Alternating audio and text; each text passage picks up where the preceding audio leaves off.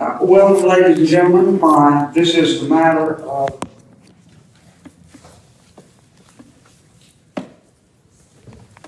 State versus Richard Alexander Murdaugh, 2022 GS 15-00592, 593, 594, 595. This is an evidentiary hearing with respect to the defendant's motion for a new trial, which has been remanded to this court from the Court of Appeals where the matter is on appeal paused for the conduct of this hearing.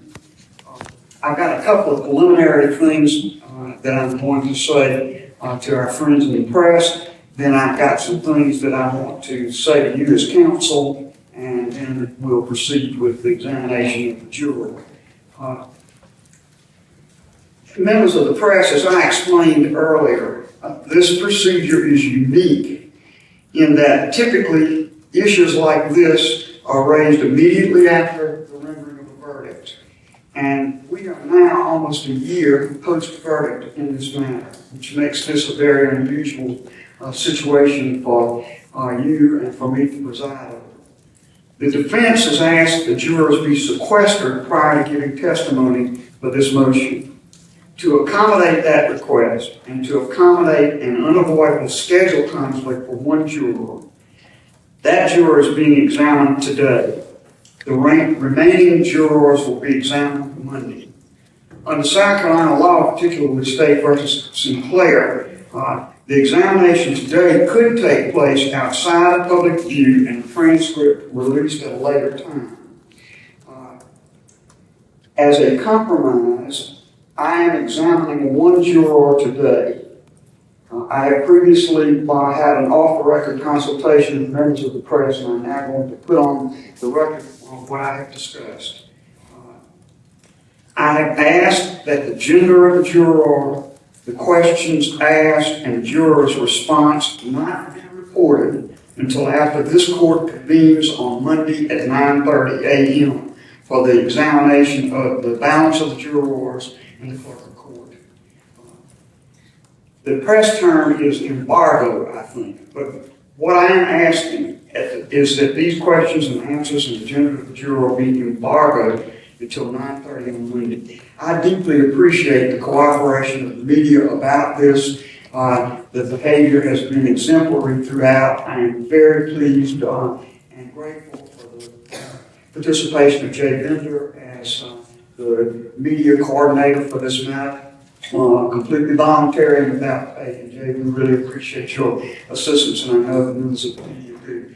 And again, thank you so much for your cooperation with this request. Now, I have had many communications with both the state and the defense about how to conduct this examination. I have given the state and the defense the questions which I intend to propound to the floor. And as I have explained in my communications, they are loosely based on the examination conducted in State versus Marine, which is the last major pronouncement by the South Carolina Supreme Court in 2021 about how issues regarding the possible taint of the jury by some communication from someone not a juror is to be handled. And I have tried to model this procedure on that, although it's very difficult for both parties in this case because of the length of time that has taken place since the verdict was rendered. I have received objections to questions that I'm going to propound by both the state and by the defense. Mr. Harpoon, I particularly appreciate your quick response yesterday to the inquiry I made about these questions, and I have taken the comments of Mr. Waters and Mr. Harpoon into account, and I have slightly revised my questions, and I would like Ms. Diaz for you at this time to go to both sides and pass out the copies of the questions as I propose to propound. Yeah, it's on. Your Honor, you can ask us to get a 5-minute recess so we can talk about this. Yes, I think that's appropriate. It's now about quarter of. Why don't we reconvene at 5?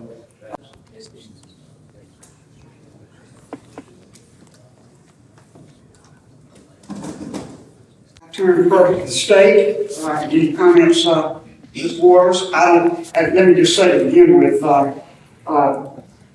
you all are free to file, if you care to. I know Mr. Hartford Lynn has filed his letter yesterday, and that explicates with cases and other more detailed arguments his position about these questions. So that's on the record. Mr. Waters, if you care to file anything along those lines, either the emails that were exchanged with all the parties and myself about this issue or whatever you choose to file, that's fine with me. I don't propose at this time to have any detailed argument about this matter, but I'll receive comments from each side before we begin. Mr. Waters. Thank you, Your Honor. And again, as Your Honor knows, when we did that supplemental briefing, you gave us the option for us to single out the different options that Your Honor gave so that we can preserve, the inquiry to send the brief to Your Honor as well as emails addressing the questions. And we will file this, but we wanted to wait until the hearing started to file this for obvious reasons. As it goes to the questions that Your Honor has put in there, obviously we had comment on that yesterday, and again, we briefed the issue, but in looking at these questions and having raised the issues that we do, we don't have any further issue in these questions that are otherwise something to say.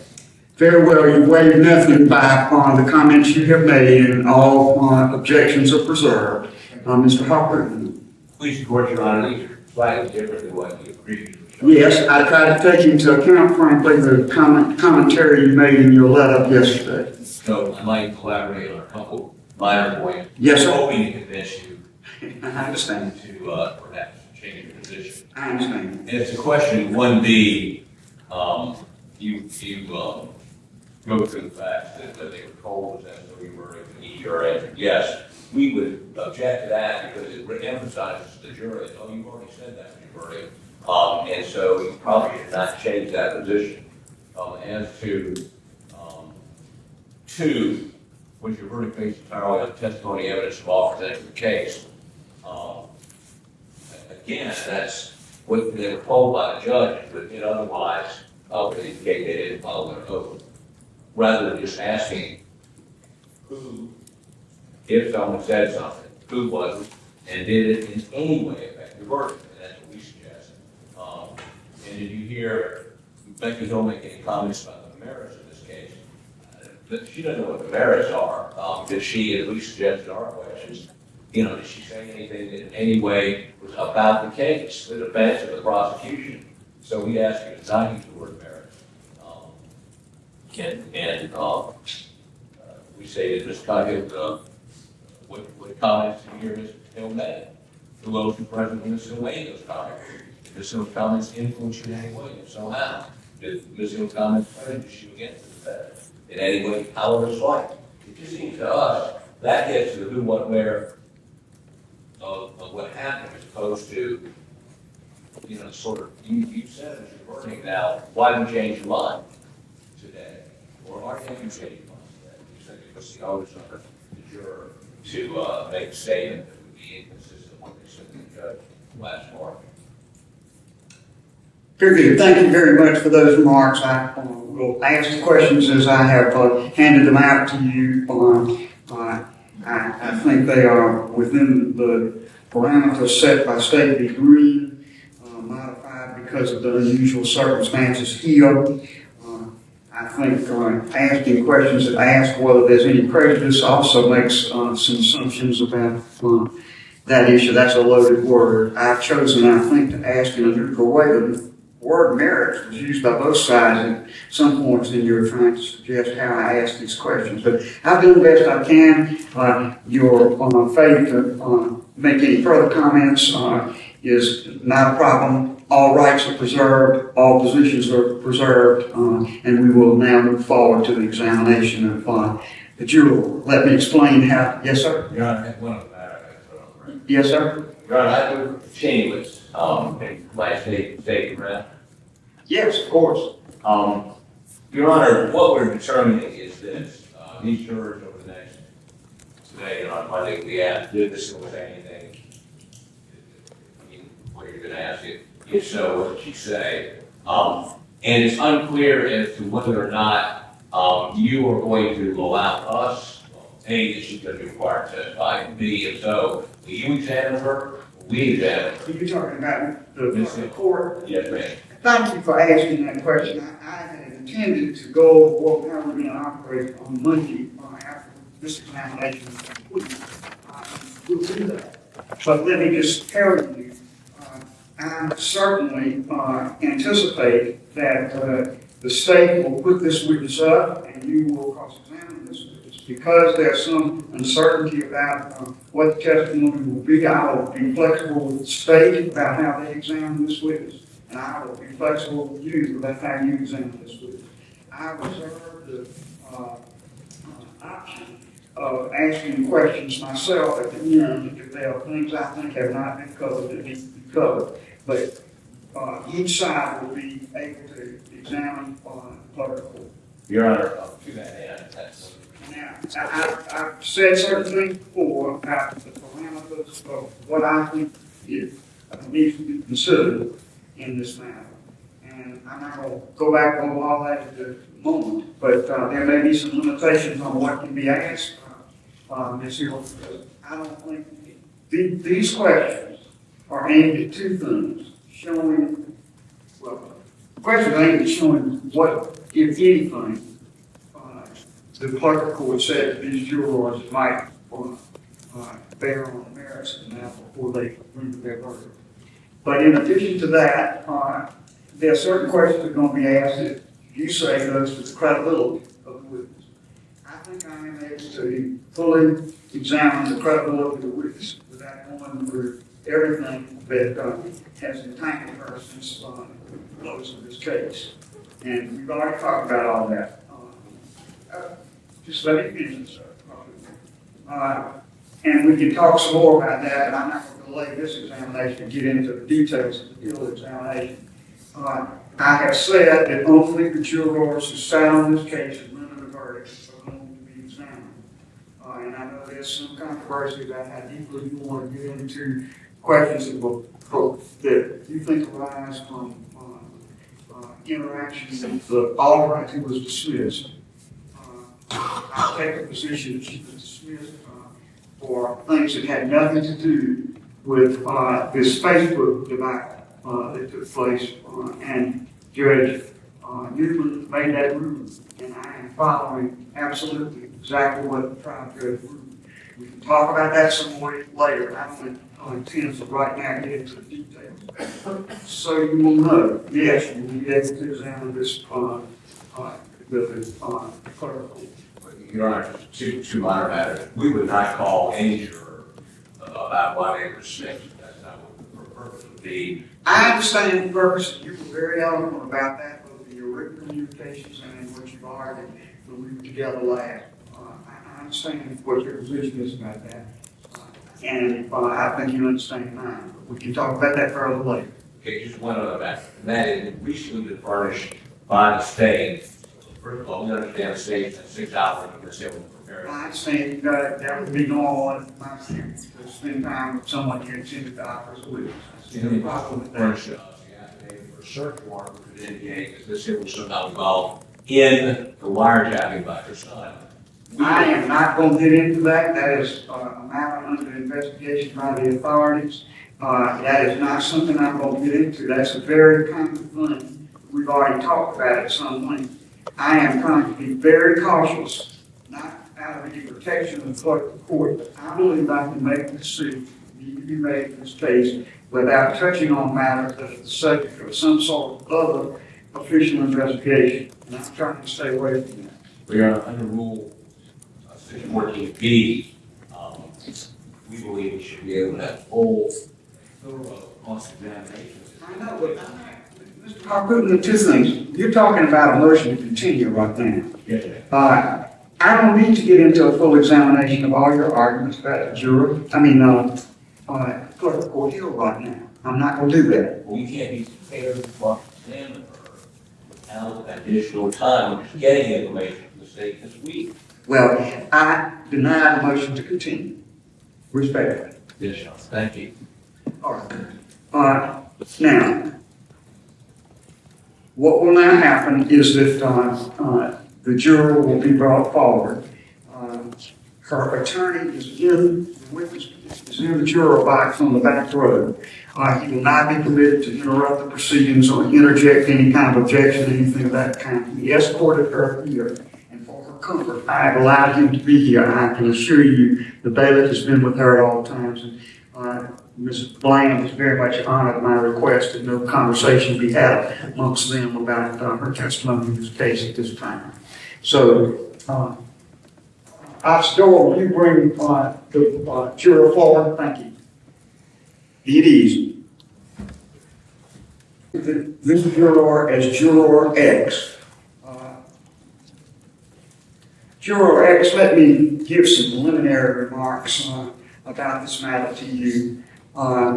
You have been subpoenaed to come forward with testimony in connection with a motion by the defendant for a new trial.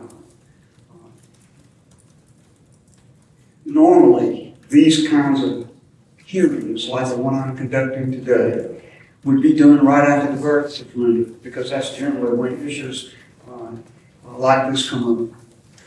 This is almost a year after your verdict, and I'm very sensitive to how difficult that must be for any of the jurors in this case, including yourself. Please understand to begin with, you have done absolutely nothing wrong.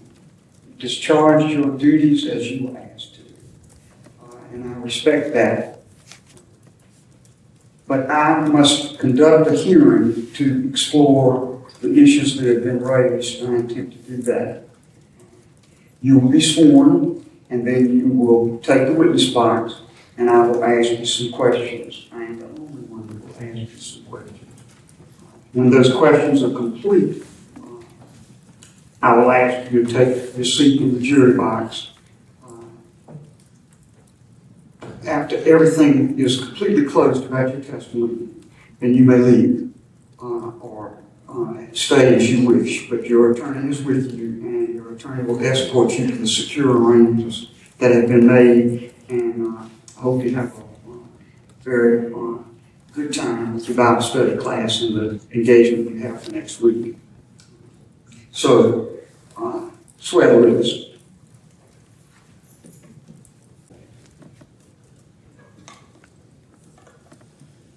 Juror X, you rendered a verdict on March 2nd, 2023 in the matter of the state of South Carolina against Richard Alexander Murdaugh. The verdict was read in open court, signed by the foreperson of the jury. The court then said, Madam Forelady and members of the jury, if this is your verdict, if this is your verdict of each and every juror, please let it be known by raising your right hand. The transcript then indicates the jurors complied. The jury was then individually polled, and each was asked, was this your verdict? Each juror answered yes. Each juror was then asked, is that still your verdict? And each juror answered yes. Was that an accurate answer about your verdict at that time? Yes, sir. Speak up so that Yes, Your Honor. was your verdict based entirely on the testimony, evidence, and law presented to you in this case? Yes. Did you hear Ms. Becky Hill, clerk of court for Clarendon County, make any comment about the merits of this case before your verdict? No, ma'am. Was your verdict on March 2nd, 2023 influenced in any way by any communications by the clerk of court, Becky Hill, in this case? No, Your Honor. And a final question I have to you. There was some issue raised at one point about your private meetings with the clerk of court. Did those, and it doesn't sound like they were long duration, but private meetings with the clerk of court, were those about any issue other than the procedure involved with the case? It was about a different matter. It was nothing to do with the case. All right. Thank you, ma'am. You may return to the jury box.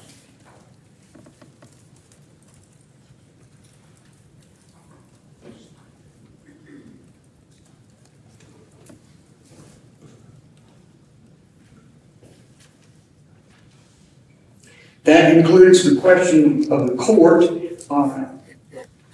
Madam Juror X, I'd like for you now to accompany your lawyer and the bailiff to the jury room.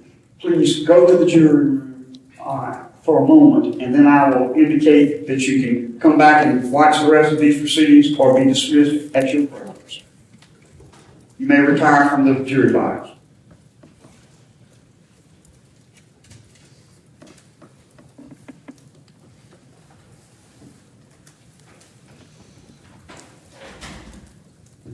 All right, anything further from the state? Not from the state, Your Honor. From the defendant? Your Honor, we furnished a memorandum from Mr. Waters this morning in the publishing sheet. Certainly.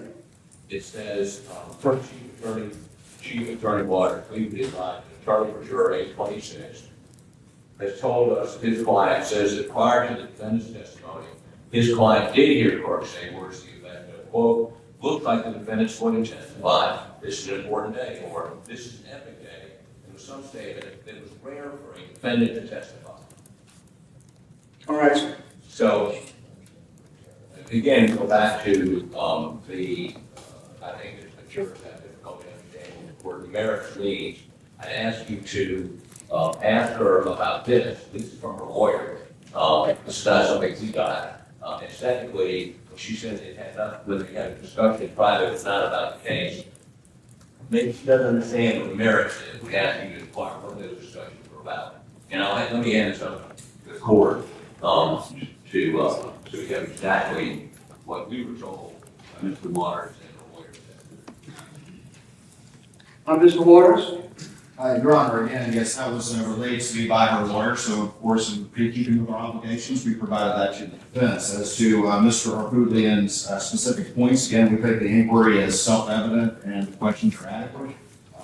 And the merits is a self-explanatory word. And so we believe that the inquiry that the court has conducted is sufficient. And for this particular juror, is enough to get to our issues we address them. Very well, you may be seated. Mr. Bland, please notify the bailiff that I would like to have the juror come forward again. Thank you.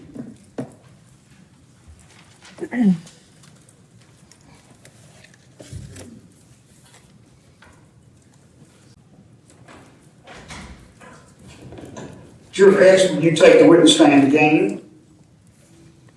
And remember that you're still under oath.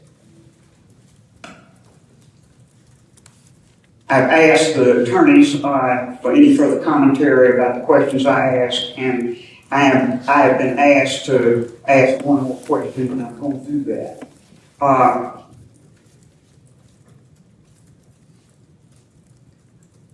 I'm going to read you a memorandum sent by the state to counsel for the defense, and then ask you about it, all right? Per Chief Attorney Waters, please be advised that the attorney for Juror X has told us that his client says that prior to the defendant's testimony, his client did hear Clerk Hill say words to the effect of, quote, looks like the defendant is going to testify, this is an important day, close quote. Or, quote, this is an epic day, close quote. And that there was some statement that it was rare for a defendant to testify. Juror X, can you verify that what I have read is something that you heard and told your attorney? Yes, ma'am. Very good. Did these statements have any impact on your verdict? No, ma'am. Very good. You are dismissed.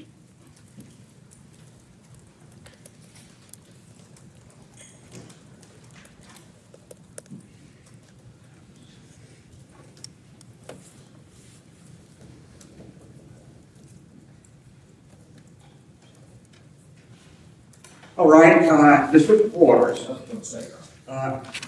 Subject, all previous objections already lodged. Mr. Huckabee. No, Your Honor, not as to this juror. I would like to discuss the court's logistics for that. Sure, we'll have a full discussion of the logistics for Monday as soon as we dismiss the juror. We're done. Thank you, sir. Sir. Very good. Mr. Bland, you may go to your client now and notify her, number one, she's free to leave. Number two, please honor the instructions that I've given with respect to discussing this matter with other jurors. Thank you so much.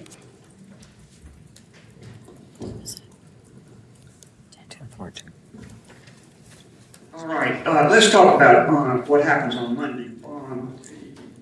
My scenario about this is that, of course, the jurors will all be escorted securely to the jury room. I do not propose to have their lawyers with them in the jury room. I do propose to have a bailiff in there. I think there's kind of comfort in numbers, so I don't think they need an individual escort into the jury room. But a bailiff will be with them. I would call them one by one. I would try to come up with some X's, Y's, and Z's to enumerate. And I ask that when we deal with questions for them, that whatever the key is I develop will be the one you use for these jurors. And I'll get that to you sometime today, I hope. I would bring the jurors to the jury box and give them instructions as I gave and remarks as I gave to this juror today. I will then send them to the jury room, and one by one I will call them to be examined. When a juror is examined, the juror will then be seated in the jury box, and I will go through the numbers until we examine all the jurors. Then I will receive, of course, any further information that is needed from y'all. And then the jurors will be dismissed or allowed to remain in the jury box for the testimony of the clerk of court at their desire. Then the clerk of court would be out, and I would propose that she'd be directly examined by the state. But I again say to the state, I will be very flexible about how that examination is done because of the circumstances in which we find ourselves. And I will do the same for the defense and allow free cross-examination. But I will be very sensitive about not straying into areas that simply a further indication of what defense contends is her lack of credibility and her motive for doing whatever it is they say she did. I think I am able to evaluate both of those things and make a determination from that is motive testimony and testimony as to what exactly was said and done without exploring the full breadth of matters that may be under examination by other authorities. I don't want to get into that and inadvertently start a proceeding here that would interfere with any other investigation that is being made in connection with this matter. So I'm sensitive about that. And I'll try to do the very best I can, so I can do. And you, of course, are going to be free to lodge whatever disagreement with the way I proceed would care to and have it fully preserved on the record. I have great comfort of knowing that I am simply a trial judge in this matter, and others will evaluate these matters on appeal as it should be.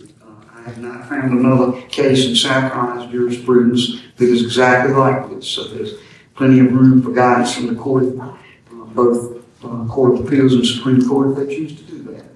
And I am very comfortable with that and with anything you wish to put in the record that would aid in your position about these matters.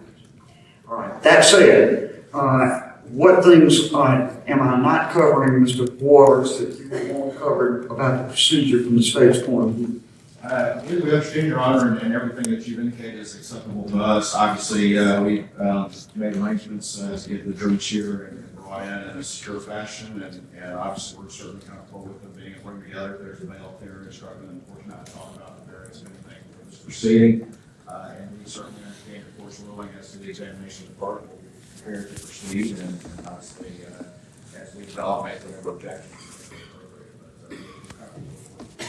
Thank you, sir. Mr. Parker, then? Your Honor, who is transporting the jurors here? Sir? Who's transporting the jurors here? SLED, I think, or Your Honor, we obviously gave the jurors that option. I believe that there may be one that is getting arrived. Other than that, the jurors are transported from cell tower. Just like we did a trial, they will meet at an undisclosed location on site, and then be escort them in through a secure entrance. yes, that is what I had understood, Mr. Harpoon, is that the state has provided a gathering point for them that is at the distance from having to put up with traffic and the confusion of the courthouse. And they will then be brought to the courthouse and placed in, and come through the secure entrance and be placed in the jury assembly room. That's how it begins. Your Honor, I just say this for the record, and it's going to be an objection I'm going to have to make over and over again. SLED were the original investigating agency. They were the prosecutors, and they continue to interview jurors. The same agency, there's no Chinese law, as we've been doing private practice, there's no Chinese law. There's no Chinese law. You shouldn't even use that term. It's what they call an ethical barrier to deposition of that, because it's not long ago we used that term. That much. So, but there's no such provision in apparently in SLED. So it raises questions about the integrity, not of the state, but of the process, which should be avoided. Number one. Number two, when we examine Ms. Hill, we understand we have a rendition was taken one day, and then are there notes from the interview this week? There was a prep meeting, but even though that was a prep meeting with the attorneys, I always said I will provide the defense with anything that I do in addition to that which has already been provided. And so we, as you know, will do that. And we conducted this investigation with independence and integrity. All the SLED agents have been instructed, Your Honor, that there is no way to do anything but gather the facts, good, bad, or ugly. The SLED agents will transfer the jurors. They're instructed in strict instructions how to all discuss the matter of the case. We've been very mindful and careful to ensure that there's no thumb on the scale in this inquiry. And we'll continue to do so. Let me state the record. I have no question about it. Water integrity is attention. Not so much for police officers. That's my experience. Having stood in this courtroom many years as a prosecutor, sometimes law enforcement officers become overzealous to protect the arrest they make, whether it be emotion expressed or otherwise. I'm not saying the attorneys in this case anyway was going to come on the scale. I just, to the extent you try to involve, to the extent that you keep folks insulated, I think it's a good thing. The second thing is this, it took about 15 minutes to do this juror. So we do 11 more jurors. It's going to take 2.5, 3 hours with breaks every day, which means we start at 9:30, probably break for lunch, and then come back and do the sales.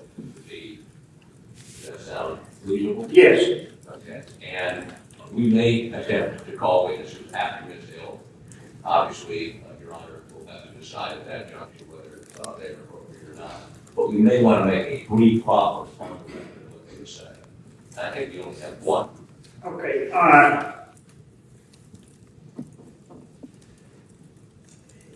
not the. I'm gonna give you some flexibility about that, Mr. Harpoon, and I ruled out having testimonial proffer in this case. I told you I wanted to submit it in written form or otherwise. If you choose to put it on the record in verbal form, I won't prevent that. But I'm not gonna take up a big block of time taking all kind of other testimony. Should not. The problem is, written affidavit, we submitted an affidavit, won't accommodate, like the things we heard this morning, I mean, things come up in the Hill's testimony or other jurors' testimony that may be relevant. The person we have is an affidavit, is not the so-called opinion. Well, I understand that, and I'm not gonna make you recite what you plan until the opportunity presents itself after the testimony of Hill was taken. So know that I would permit some kind of on the record proffer. I just don't want to go through a whole bunch of actual testimony in connection. Don't think that's necessary. Your Honor, I'll keep it, I've known my brother. I've known my brother. Well, that'd be fine. Okay. Mr. You don't need to make a comment about that, Mr. Washington.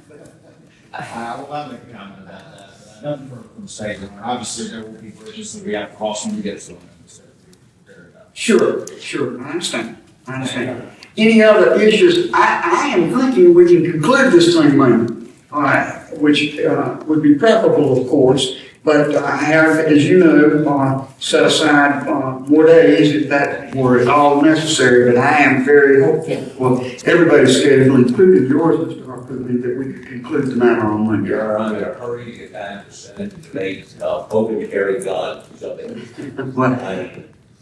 Bated breath, waiting, getting out of here and something to do that very important work. I understand I may be saving you from some things, but in any event, we'll certainly try to accommodate the other obligations that each of you has. Thank you, Your Honor. All right. Anything further?